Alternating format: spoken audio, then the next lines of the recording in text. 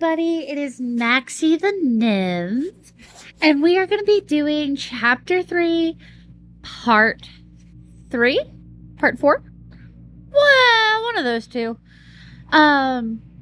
Just a heads up, I did film Part 3, or Part 4, already, and, your girl messed up, because I accidentally deleted the file, so now I've got to replay it again. So, we're gonna go to chapter 3,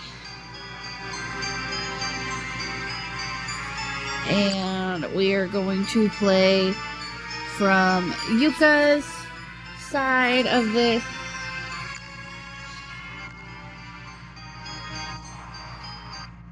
As you can see, there was already one saved area. So, we're gonna have to outrun... Oh, there we go. Never mind. We're back with the... I thought we were gonna have to outrun Morishige, but I guess not. This is Kazami, guys! Hi, Kazami. So nice to see you. Oh, I'm terribly sorry. Ah, my back is itchy. Oh my gosh.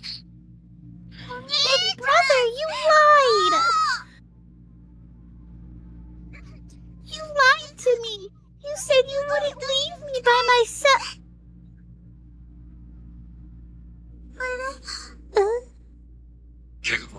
Are you injured? I don't know. He looked like a hobo. That's what he looked like. He looked like a hobo. That's not my big brother. I'm so sorry. My name is Yuka Mochida. Mine's Yuya Kazami. I'm an 11th grader at Byakugan Senior High. Yuka, was it? Were you also spirited away here? After performing the forbidden Sachiko charm? Oh, I don't know. I see. Given that you called me Big Brother a moment ago, I assume he's come here with you. Ah, my back is itchy again. God! Jesus. Brother? Big brother? Not the time for you crying, Yuka! You poor girl. I've also become separated from my little sister, and I'm presently searching for her. Your little sister isn't here? She is. If you'd like, you may accompany me. We'll look for your big brother along the way. In a place like this, after all, the living should stick together as much as possible. My poor sister is probably off somewhere crying right now, just as you are. Or were. I simply must find her. What do you say? Will you join the hunt? Yes, please. Help me find my big brother.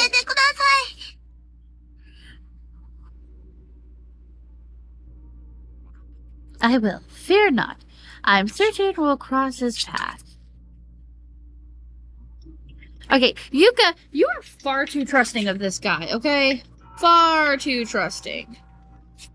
Oh, whoa.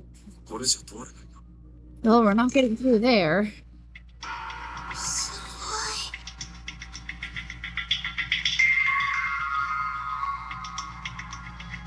Ow.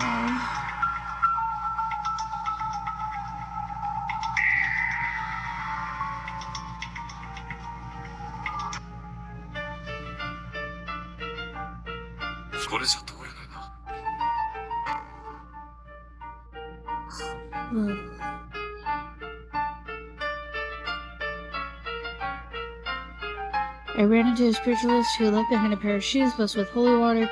If one person wears them and all intendants join hands, then the only Then and only then is it safe to traverse the accursed green goo. Whenever I see the sorrowful bodies of those who died here, I feel as if I may go mad with worry. I beg of you, survive these ordeals and live. A pair of shoes with a faint, nearly imperceptible bluish glow catches your eye from under the desk. Take them? Yes.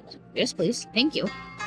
Blessed shoes. Shoes blessed with holy water granted protection to their wearer and all of those who take his or her hands. Yay! Okay, that's weird. Not creepy at all, you know. To the accursed green goo, which I think is up here. To the accursed green goo.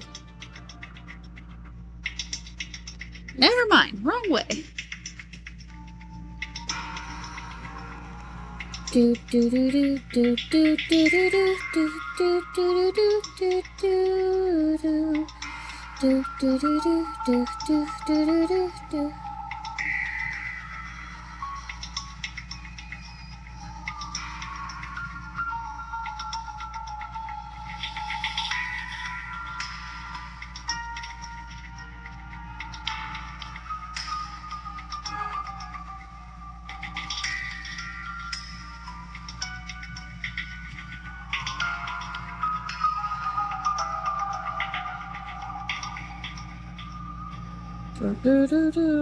Her eyes have a hollow appearance to them, yet still retain a tiny echo of life and reflect a palpable sense of terror. It almost seems as if she could snap out of it at any moment, stand up and walk away. The corpse is so fresh, simply being in its presence is disquieting.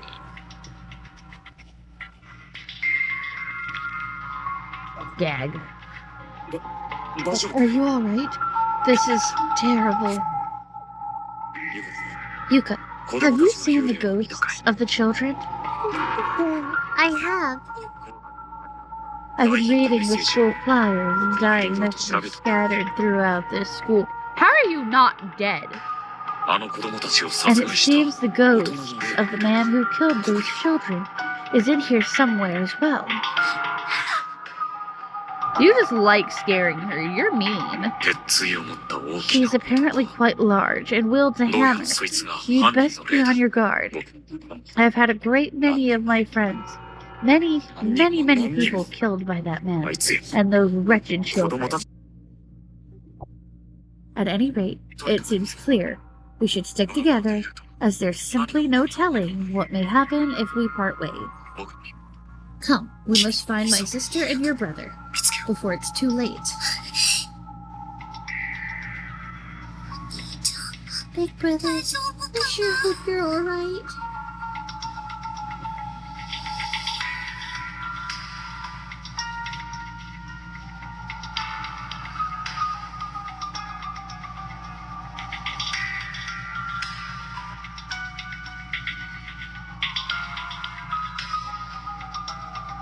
There's something sparkling on the ground. Pick it up. Yup, give me that. Translucent crystal that shines with a mysterious light. The crystal of unsealing. What seems to be the problem, Yuka? I really have to go to the bathroom. Oh, don't tell me you've been holding it in all this time, have you? Mine. Well, we'd best find you a place to relieve yourself then. Though I seem to recall our options being rather slim. I know where we go. We gotta take this crystal of unsealing and go this way.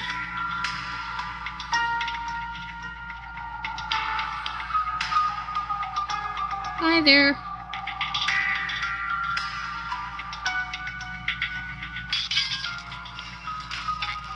The crystal of unsealing shattered.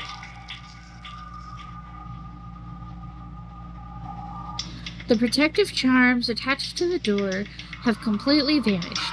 It's now open with no difficulty whatsoever. Seems usable now. Will you be alright by yourself? I'll be okay. Get to it then. I'll be waiting right here for you. Thanks.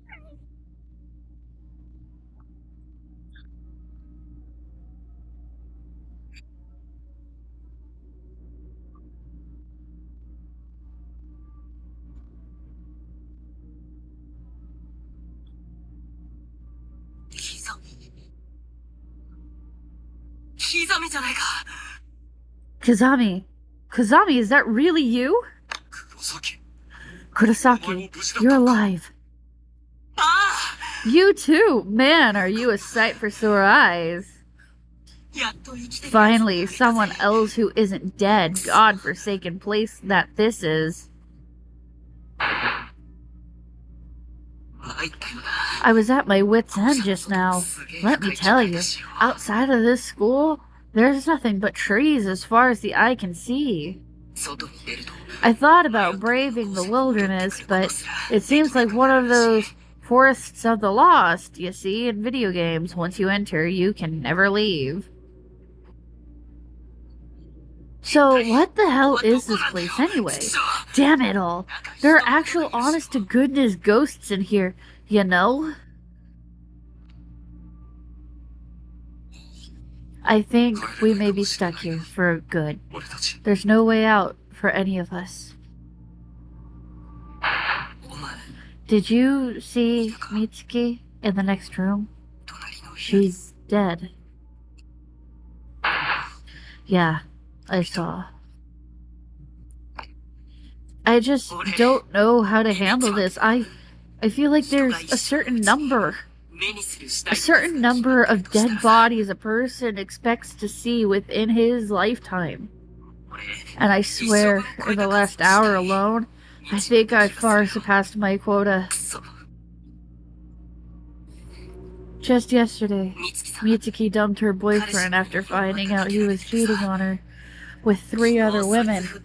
She's been really down about it all morning. So I sent her stupid text messages during class to cheer her up. She seemed mad about it during study hall. But then she sent me a thank you message the very next period. I think I was actually able to lift her spirits a little bit. Now, though, she's gone, killed by actual spirits. I guess it was those children. What? Huh? Oh, crazy. Kazami, what are you doing?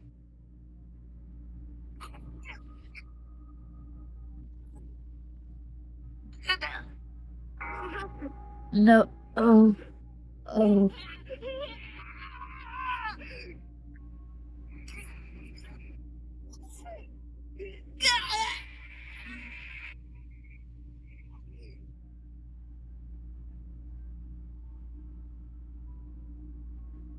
This is Sparta. Crazy. What is that smile? Ew.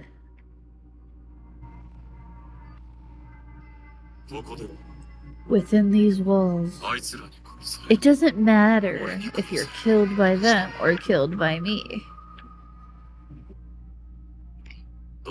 Either way, you're dead.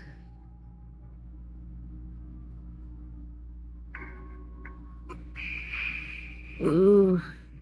Huh? Where? What the? What happened? Where am I?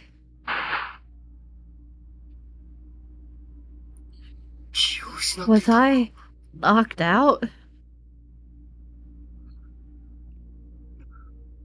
Yuka. Yuka, are you there?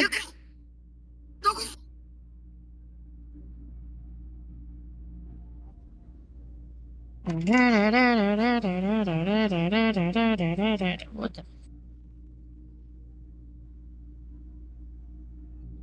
Strange but true stories of the occult. Chasing down the hidden past of the cursed school building. By Ko Kabiki. Give it a look. Read it. Over the course of several days, a series of incidents occurred within this town in which young children disappeared one after another. Their whereabouts were ultimately discovered through a thorough police investigation, but said findings were very much a worst-case scenario. 3 of the missing children were found dead in a concealed room beneath Heavenly Host Elementary, officially in use throughout the school's history. The 4th missing child was thankfully still alive, quaking in fear on the ground, presumably only moments away from demise when police arrived. Capping off this nightmarish scene was an adult male member of the school's teaching staff who seemed to be in a state of confusion. In his hands were a pair of bloodied scissors. 1973-918. The surviving elementary school student, after psychological counseling, gave official testimony fingering the Caesar man as abductor and murderer. The staff member in question was officially charged with multiple counts of abduction and murder of minors, as well as desecration of the dead. He was quickly taken to trial, where an insanity plea spared him from prison or death, but resulted in his compulsory admittance to the mental hospital. Interestingly, the perpetrator of these crimes was none other than the school's principal's own son, who was widely renowned for his jovial personality. However, due to a mental ailment of unknown origin, he'd begun losing his ability to speak little by little during his years teaching at Heavenly Host. Once his speech was all but gone, he began searching for alternate places of employment, which occupied him for several months prior to the crime. The results of this endeavor were not favorable, however, and most of his days were spent staggering idly through the streets. His reputation quickly degraded. Several months after his admittance to the mental hospital, he managed to slip past the many nurses on duty and escape the premises. Immediately upon doing so, he made his way into the concealed basement room at Heavenly Host Elementary, where he took his own life by hanging. The 3 children he had killed were all Heavenly Host Elementary students. But the one girl who was rescued from the gaping maw of eternal slumber was not. Following her close call, she and her family moved to another prefecture, far from the memories that no doubt would have otherwise haunted them forever. Sadly, this was only the beginning of the misfortune that would hereafter plague the school, which had already earned its many and unsettling rumor. Over the next few years, Heavenly Host would become a stage for countless incidents of blank, blank, blank. I'm not reading those words. With student registration and attendance dwindling an alarming rate in response to these crimes, the school was eventually shut down. 11/18/1975. The 60-year-old principal at the time had become infamous as an eccentric who adorned his walls and doors and furniture with incomprehensible graffiti. He later forensic analysis of the writings throughout his office could make little sense of this haphazardly scribbled enumerations. And the day after the school's closure date was finalized, this aged eccentric threw himself from its roof. He broke his neck on impact, dying instantly. As you can clearly discern, this sordid history of this school is indeed awful, but there may be more to it than merely a series of unfortunate incidents. A power greater than any of us can comprehend may be acting as puppeteer from the shadows, maintaining an actual tangible curse upon this property. And the key to it all lies within the sole survivor, the girl who bore witness to the brutal murders and mutilations of 3 children no older than she. The girl in the red dress, the one who got away. My investigation into the supernatural side of this horrific massacre is only just beginning. Rest assured, I intend to make this a regular feature. I've begun gathering data for a follow-up report, so stay tuned. The next issue promises to uncover more details in this morbidly fascinating story. Morbidly fascinating story, huh? You sound like a creep. According to this article, one girl survived the murders. But if this photograph is correct, then it's that same girl in the red dress we saw earlier. Why would someone who wasn't killed here be haunting the school? Well, you see. What are you? This is the third such incident. The deceased was 72-year-old single male from a neighboring prefecture. Okay. The door is completely fixed in place. It won't budge at all.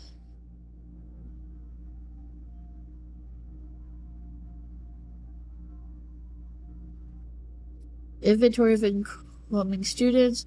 Ojima Elementary, 21 boys. Hinamoto Elementary, 10 girls. Caring Village Montessori, 13 boys. Osho West Elementary, 18 girls. Amore Gardens Academy, 6 girls.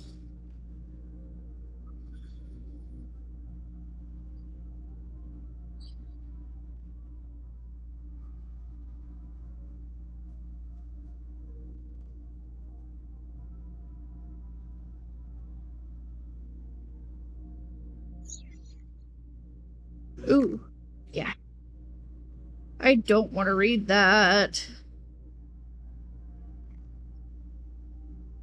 Ooh.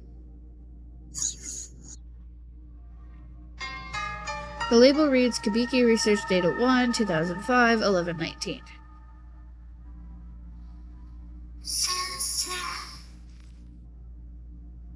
Shut up, Naho.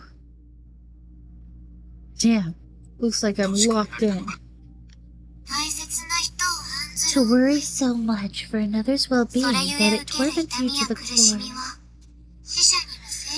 It's an exquisite stigmata that afflicts the living and the dead alike.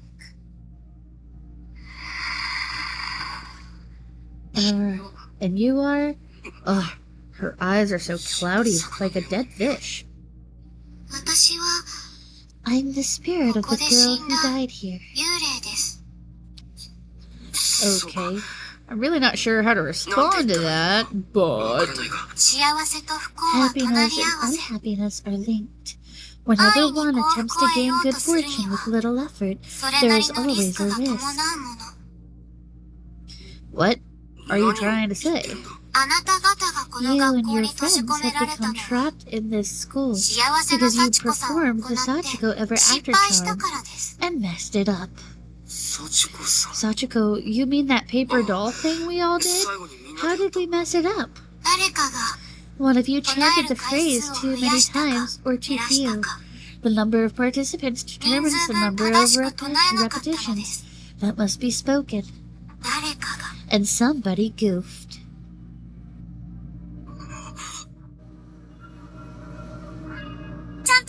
Everybody said it 9 times?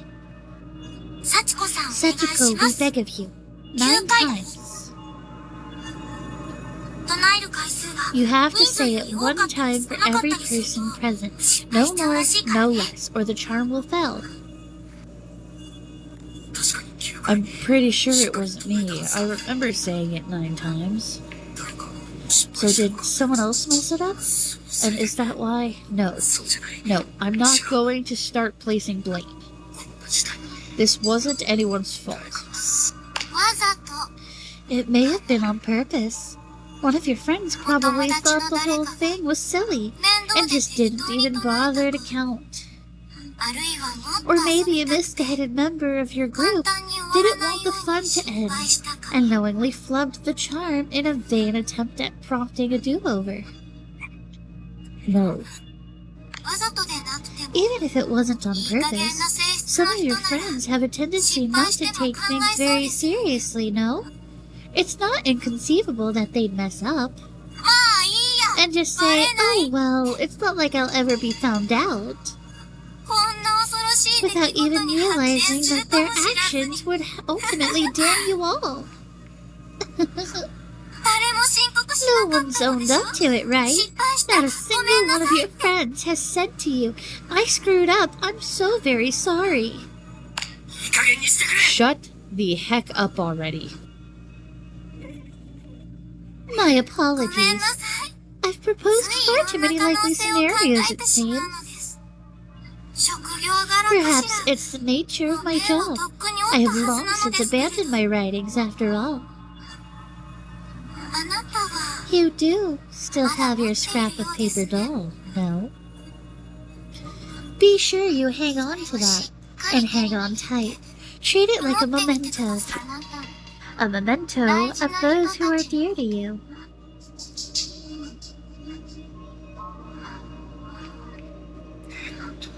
Sorry to cut this short, but I'm in a bit of a hurry here. I seem to have gotten separated from my little sister, and there are still some other people I need to find. Such concern for your friend, and all the impulses that go with it, spurring the heart into action. It's a truly noble sentiment, really. That's all charms really are, you know. They represent one's regards for other people. They're like microcosms of the soul. Whether it be love or hate, all you need is a truly strong emotion to set them off.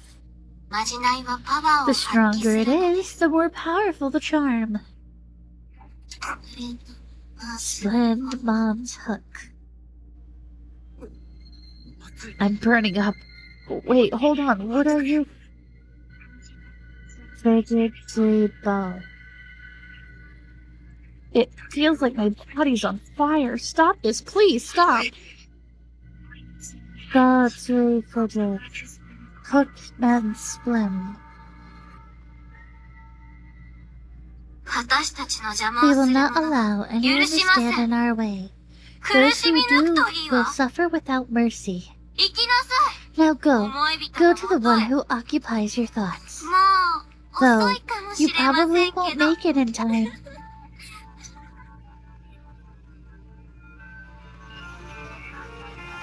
Not ho. You a ho. Be quiet.